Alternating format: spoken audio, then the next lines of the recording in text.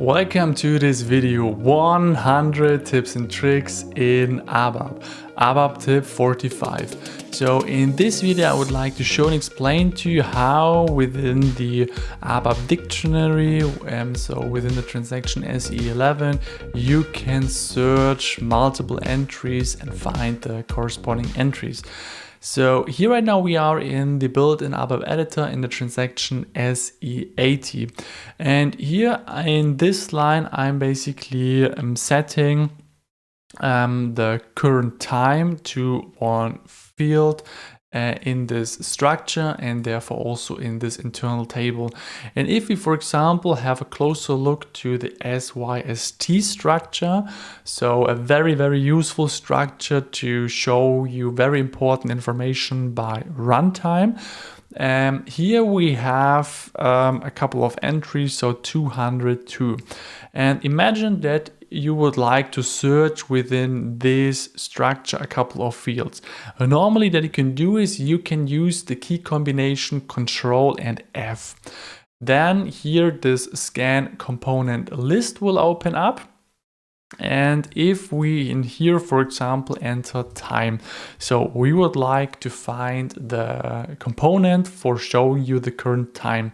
Then I enter the search term and then I enter the enter key or hit the enter key on my keyboard. And then I will jump to the first entry within the structure where there is a time. And here you can see based on the description, the short description, there we have the time. Okay, but I don't want to use the time zone. I would like to use the current time. So this is not right. If I'm using once again Ctrl F and enter time, then I won't jump to the next entry because this is the first entry. What you can do is, if you have used Ctrl F, or at first you can use Ctrl G. So let's enter the dictionary once again. Starting from scratch, you can use the key combination Ctrl G. Then once again, this scan component list pop-up will open up, and here you can enter your search term like time. Then we will jump into here once again. Then you can use Ctrl G once again to jump to find the next entry. So Ctrl G, then within here we have daylight saving time. Okay, I not want to use this. And here we have the current time of application server, so the UTIDE, and this is what we would like to use. If I'm using once again Ctrl G, then I'm here in the local time of the current user. This is also what we could use, for example, so UTIDE or time low.